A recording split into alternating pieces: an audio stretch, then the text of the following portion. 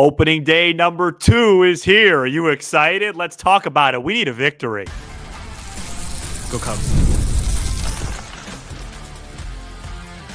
You are Locked On Cubs, your daily Chicago Cubs podcast. Part of the Locked On Podcast Network, your team every day. You are Locked On Cubs, part of the Locked On Podcast Network, your team every day, alongside Sam Olber. I'm Matt Cozy. Sam and I are lifelong fans, taking our passion into discussion with you on all things Cubs. Thank you for being part of the show and making us your first listen today. The best way you can help us grow the show is to listen or watch every day. This is the last show without a baseball game until October. That's comforting. I like that. The companion sport coming back on a daily basis. Remember, Sam will be here live after the game on Thursday, depending where you're listening. If that's live, it might be Friday morning. We'll see how late that game goes. Always on demand, Apple, Spotify, YouTube, wherever you get your podcast.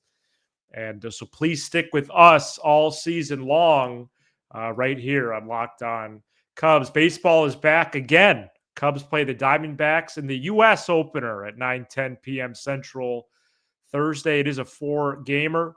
Justin Steele and Zach Gallen in the opener. Then it's Jamison Tyone and Merrill Kelly Friday, in which Sam will be back for that one as well with a watch party. Shota Imanaga and Brandon, I should know this pronunciation at this point. Fott and TBD. So it's between Matt Boyd and Ben Brown against Eduardo Rodriguez Sunday. Sam, what's the importance of a split series and maybe increased importance after starting 0-2 last week in Japan? First of all, happy real opening day to you. Right. And when I say real opening day, just because it means there's baseball today, tomorrow, the next day, the next day, the next day. Not a big gap. And for all the teams. Yeah, and for all the teams. On Friday's watch along, I have a little surprise. So stay tuned for that if you'd like to join that. And look, the significance is this. I don't want to go to Sacramento. That feels weird to say. It feels like we're playing the Kings. Doug Christie, Peja Stojakovic, Mike Bibby. They were good. I don't want to go to Sacramento as a 1-5 team. That would be a little bit much for me. Oh my gosh. You know what I mean? That stinks to hear. It does. Yeah. And so being 0-2 right now, and look, I will say I woke up Wednesday morning and I did have a little bit I had some juice. Thank you. Yeah. I had a little bit apple, orange, cranberry, I had guava. a little bit of energy. I had a little bit of excitement. I kind of said to myself, you know what? Like the Japan series, that has an asterisk on it now to me. And Thank you. And the way to right. And the way it's garbage. It's garbage that they went over there and played. Well, no, it's not that they went over. It's just that it counted towards 2 games. Oh, okay. It was still really cool, for certain reasons. It's just globalize the game and things like that. Sure. If the Cubs go out there Thursday night and play a really good game and win, that's an exclamation point, and we move on. We turn the page. So I'm excited about it. I'm a little bit nervous just because the vibes have just been really wonky lately. And I really want, especially since I'm solo Thursday and I don't have you to calm me down, I really would like a victory. Right. You know what I mean? Right. This is my last Thursday off, and then next week I'll be switching to Tuesdays where Sam will be solo, I guess, until October. Jeez. You need a victory. Yeah. We talked about that for Wednesday's episode. Just a nice win. Yeah, you need that for sure. And again, the schedule is tough. We know it now. It's not breaking news. We've dissected it multiple times. And now to preview the opponent more specifically, because later we're going to get into Cubs players to watch. Yeah. The Diamondbacks are good. Yep. They really are, Sam, one of the better teams in the sport. Oh, yeah. And the Cubs don't even see Corbin Burnes this weekend. No, this is a really good baseball team. There's a lot of people out there, a lot of sharps, a lot of people in the gambling world that think this team could be a real problem come October. Yes. Some players to highlight, Corbin Carroll, Ketel Marte are the two best ball players on this team. Would not be surprised if either guy ended up in the top 5 in MVP. Right, Marte did last year. Corbin Carroll really got off to a bad start last year, but after the All-Star break, he played at what I like to call a non-Ohtani MVP level. I like to kind of just separate Ohtani from the pack because what he does is just, it's not replicable. So a non-Ohtani, he was at a non-Ohtani MVP caliber in the second half. You mentioned Marte. They acquired Josh Naylor, who has been a guy that we've talked about on this show, I'd say a few times. Yeah, it's a good addition. Perdomo, they extended. They got a really nice catcher in Moreno. Eugenio Suarez, Cub killer, in their lineup. Like you said, we avoided Burnes, which is a nice break. Hopefully we don't see a lot of this guy. They have a reliever by the name of I believe it's Justin Martinez. Yeah, the righty, flame-throwing. This guy's a 104 easy. No, it's unreal. Nasty stuff. What about Mantiply, the lefty? Yeah, they're a complete team. AJ Puck, too, Iowa native. Kevin Ginkel. Wow. Good setup, man. They're a really good team. I think their over-unders right around the same. 86.5 will be the first to say. They got a really deep roster on paper. But it's not. They really do. It's. I guess the best way I'd put it is, and this is gonna bother a lot of people, but if you take away Mookie Betts and Freddie Freeman, I think this is a tougher roster than we saw in Japan. Yes. Yeah, I would say 1 to 26. Yeah, if you take away those two guys, you add those two guys, it's not close. Yep. But you take away those two guys because now the Dodgers have a much deeper pitching situation, but we only had to face, two of them. But, without Burnes, maybe so. But at least position player-wise, I mean, it's pretty endless. They got a good bullpen. I expect them. I'd be surprised if they did not finish second in the NL West. And I think they are a really good candidate along with San Diego, along with Philadelphia. That's a good division. The Mets, to finish that wild card spot. Although my big pick, I think the Braves are going to run away with the NL East. But yeah, tough series. It's Cubs West over there. I mean, I'm not sure there's another park outside of Milwaukee where you see more Cub fans, not counting, of course, the Sox. So I expect it to be a great atmosphere. I expect it to be electric. Last year, if I remember correctly, we went in there right around this time. It was mid-April. We won 2 out of 3 in what was just a bonker series. It was the Keegan Thompson game where he came in and closed in extra innings. The Cubs won that game. And then the very next day, the Cubs had them down to their final out. Ozlai gave up a homer to Marte. They lost in extras. And then the day after was the Wisniewski game. Remember that? He flew in from Iowa, got like 2 hours of sleep and threw like 4 shutout out of the bullpen. But the year before, the Diamondbacks effectively ended our season, winning 6 out of 7 games in like a week and a half span that really facilitated the Cubs' demise that year. So it's a good series, and I'm excited for it. Diamondbacks are slim favorites, minus 126 on Down a lot. FanDuel, Cubs plus 108. And this is the first of many challenges to open the 2025 season. Cubs have several players to watch. I think that's the best term for it. People to keep an eye on this weekend for one reason or another. We're going to get into those names right after this. This episode is brought to you by Prize Picks. Baseball season is in full swing, and there's no better way to get in on the action than with Prize Picks, the best place for daily fantasy sports. With Prize Picks, you pick more or less on at least 2-player projections, and if you're right, you can win up to 1,000 times your cash. Whether it's strikeouts, RBIs, or first-inning runs, Prize Picks keeps every game exciting. This week, I'm picking Kyle Tucker for more than 1 home run. and Pete Crow-Armstrong for more than one stolen base. It's that easy. Setting up a lineup takes less than 60 seconds, and when you win, your payout is quick, safe, and secure.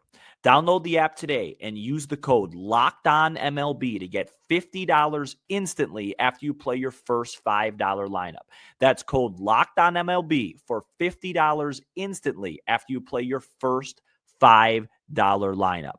Prize Picks, run your game.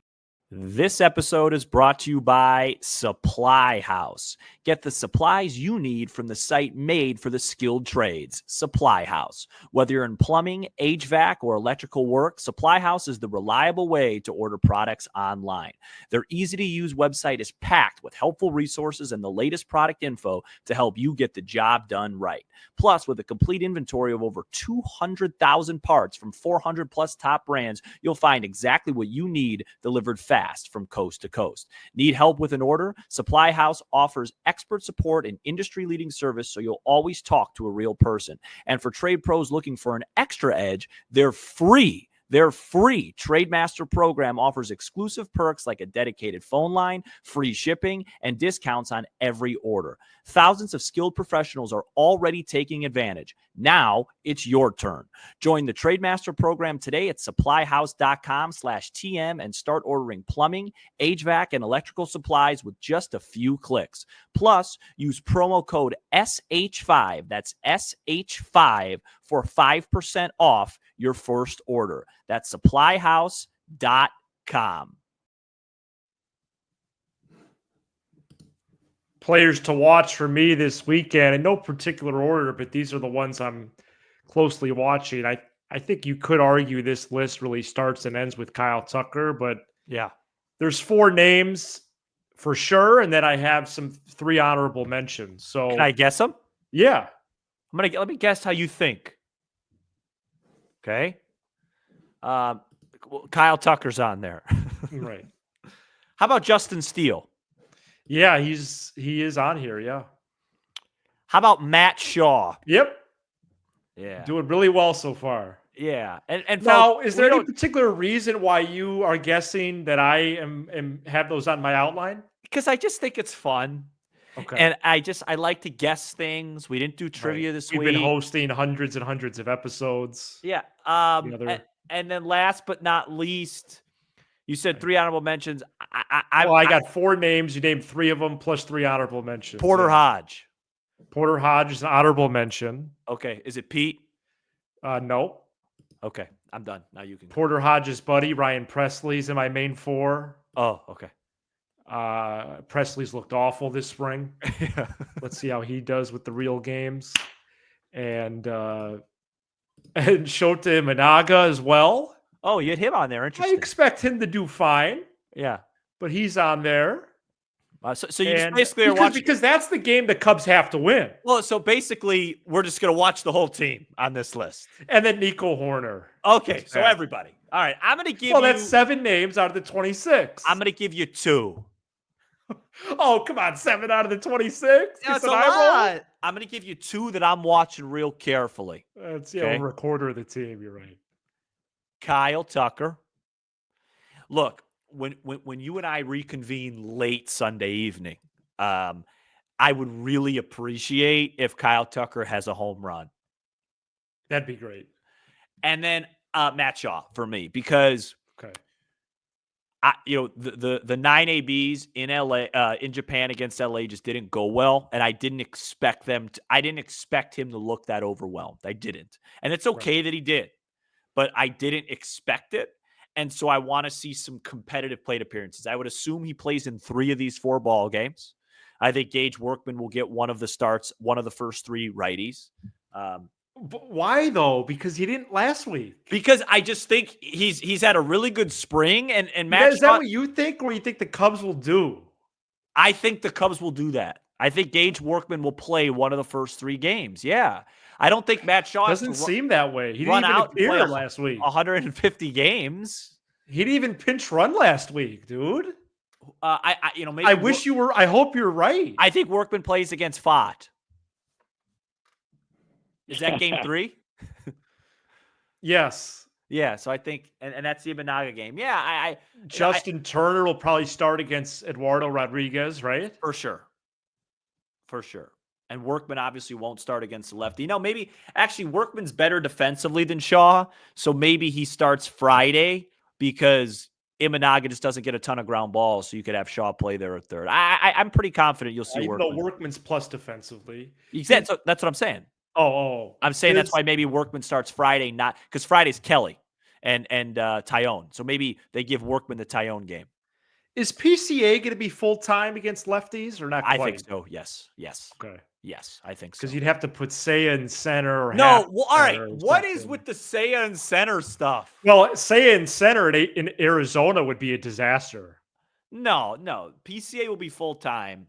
But yeah, I'm watching that.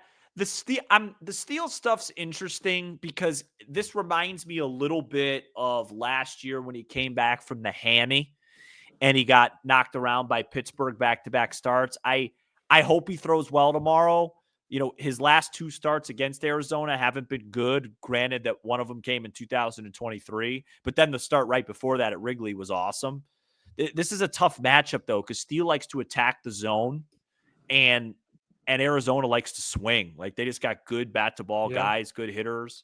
But we'll want to see. see encouraging things from him though. Yeah, I'd like to see a better outing than game one for him. But I think like when you look at the pitching matchups, it's really not an overwhelming situation. I mean, Gallen's tough. He's been tough on the Cubs a lot. But after that, I mean, Kelly fought Rodriguez versus presumably Tyone, Imanaga, Boyd. Not sure why that's TBD. Like that should be Matt Boyd, shouldn't it? It should, yeah. So in the order that they pitched in this last week, yeah. And I mean, when you look at these 4-game series, we talk about this all the time on the show. If you want to have a good 4-game series, you got to win game 1. Right. Because if you lose game 1, you're not going to win 3 out of 4. And then you really got to do some real good work to get 2 out of 4. And so in that case, tomorrow is significant. But, I'm excited to just turn on baseball. I'm excited to watch the team. I'd love to see Seiya just get like a couple doubles and stuff under his belt, because I can't stand early in the year when I got to look at these guys' batting average and it says like 0-20 or 0-0-0, whatever. It takes like 10 games or so. Yeah, get some hits on your belt, let everybody get going a little bit, and then the best part is you wake up Friday, there's another baseball game. Ryan Presley was all but guaranteed the closer job. That's one of the reasons why he waived his no trade clause to the Cubs. So it's his job right now. Is it really his job? Is he really going to close? Because it feels like it's Hodge's job. He's going to close. Well, that would be a story if Hodge closed this weekend before Presley. It would. Can I tell you what's the over-under on him losing that job? I'm not sure he even has it. Wow. Let me tell you this. I want to give you a scenario right now. He's got to pitch well this week, no matter what inning he pitches in. I want to give you a scenario right now. Cubs lead 7-2 opening day. What inning is it? 8th inning. Steele throws great. Cubs are rolling. Seiya hits a 2-run homer. Tucker 2-run double. Life's great. I thought Presley was going to get the 8th. I've missed this. So let's say Hodge. Wow, yeah, you have. Because Presley came in before Hodge in every game. Interesting. He came in before him in the exhibitions. He came before him in the second game in Japan. Yeah, they've been selling it as a combo, Presley Hodge, but I think it's Hodge then Presley. Regardless of what it is, let's just say those two guys come in. Cubs win the game 7-6. They each give up. They each give up 2 runs. Cubs get the win. Presley gives up 2. Hodge gives up 2. It's bad. After that, how much longer do they have as the 2 main high leverage guys, considering how they looked in spring? Through the road trip for sure. Okay. And through next Wednesday against the A's. Okay. And maybe even through the first homestand. So is it 2 bad outings? Is it 3? Is it eye test? It's 3. So 3 of them.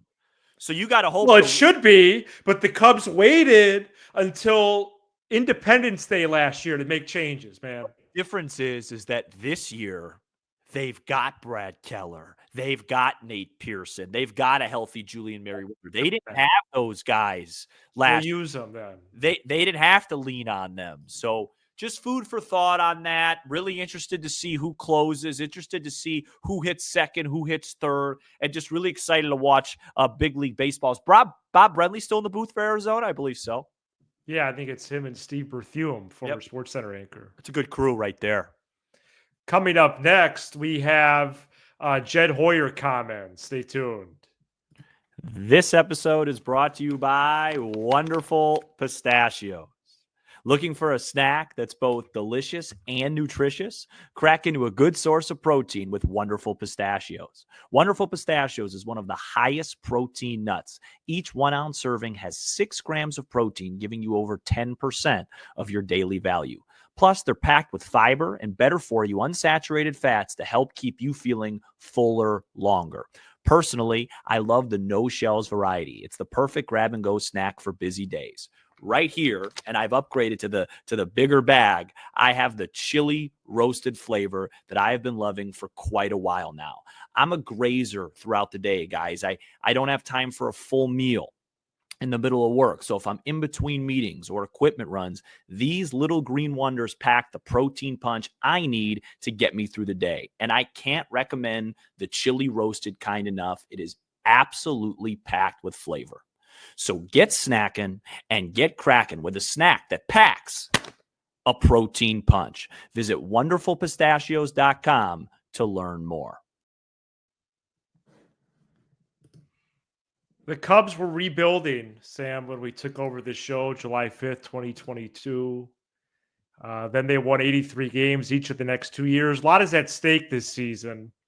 Cubs seeking their first playoff appearance in a full season since 2018, first playoff win since 2017. And President of Baseball Operations Jed Hoyer spoke for one final time before the ball was rolled out there Thursday night in Phoenix.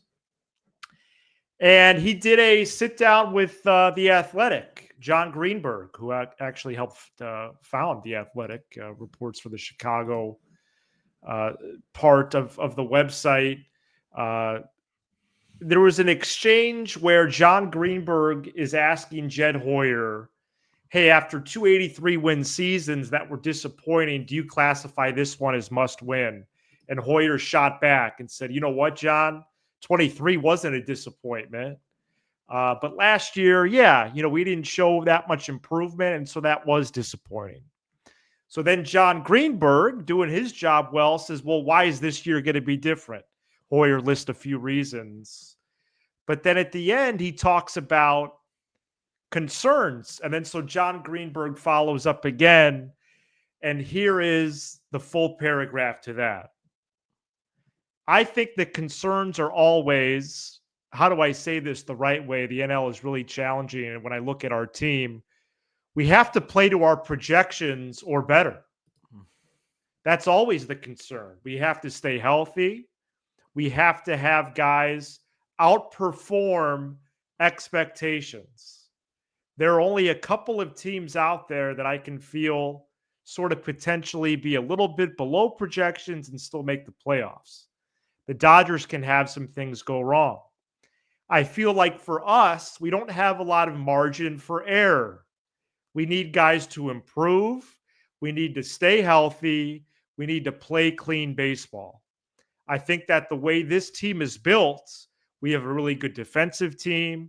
We should run the bases well. We need to do all those things really well.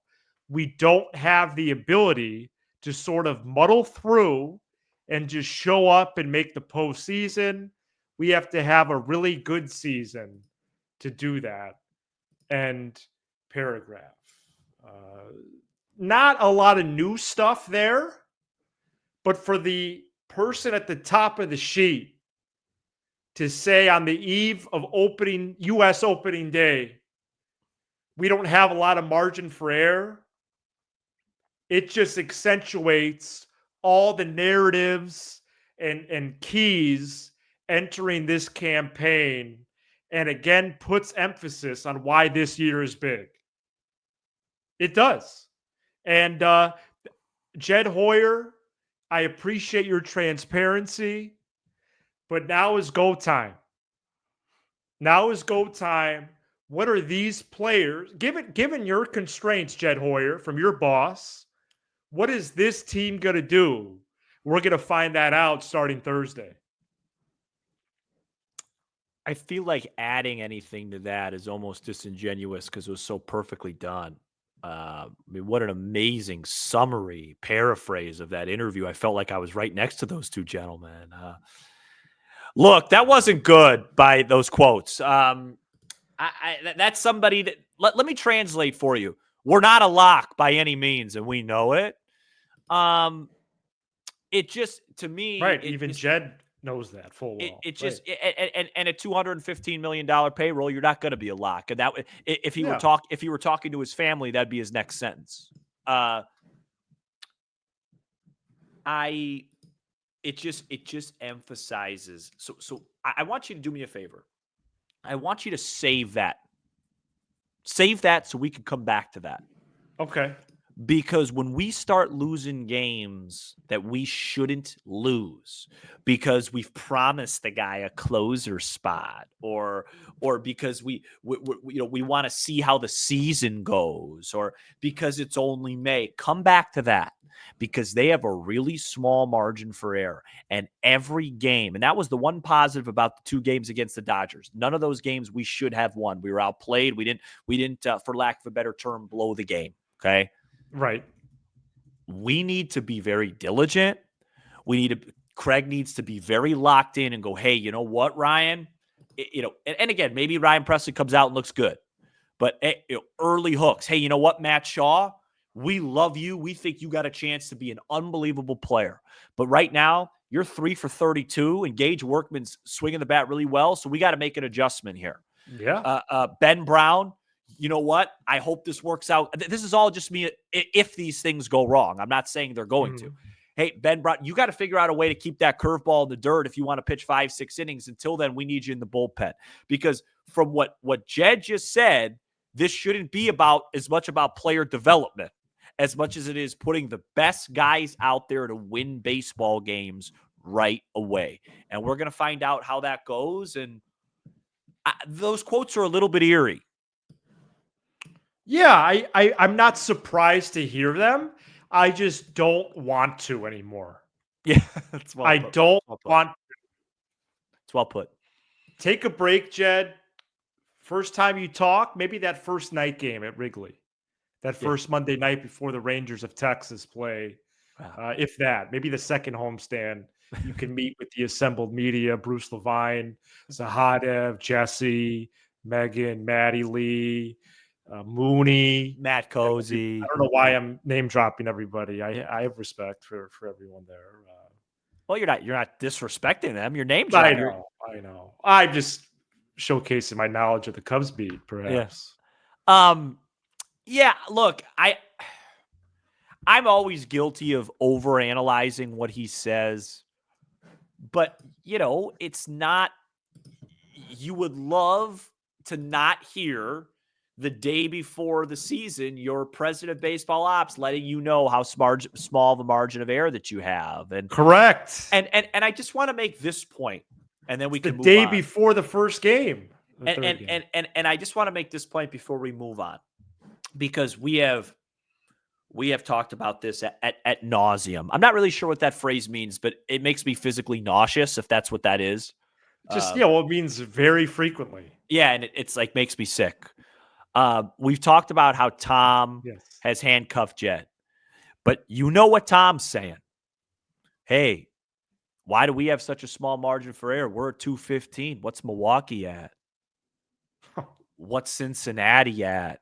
Right, millions and millions less. What's Pittsburgh at? St. Louis, the only guy they added in the offseason was Phil Maton. That was like last week. Yeah. So in that sense, Jed, the Brewers and Cardinals, those guys got to play other teams. The Brewers open up in New York to face the Yankees. The Reds might have a better offense than the Cubs day one. Well, McClain's a heck of a ball player. Heck of a ball player. They have an MVP candidate, Ellie De La Cruz. Well, we're supposed to too, you know. Kyle Tucker, 100%. 100%, yeah. No, see, I had really good energy before that quote. Now I've shifted, so we should probably move on. Hey, before we do, let the games begin, you might say. Thank you so much to everybody. We got to 13,000 subs. I Wow. knew if I mentioned it on the show, it was done by about noon on Wednesday. Dang. I mean, everyone just came through. Appreciate it. So well before first pitch. And now I could do like a funny Instagram post and go, hey, 13K for opening day. Thank you so much for checking out this episode. We're somehow here 5 days a week talking about all things Cubs, and we enjoy it. We don't take not 1 second of 1 minute of one show for granted. We appreciate you, the listener, you, the Cubs fan. Go on this ride with us this season as the Cubs have a big 2025. For Sam Olber, I'm Matt Cozy, and you are now Locked On Cubs. See ya.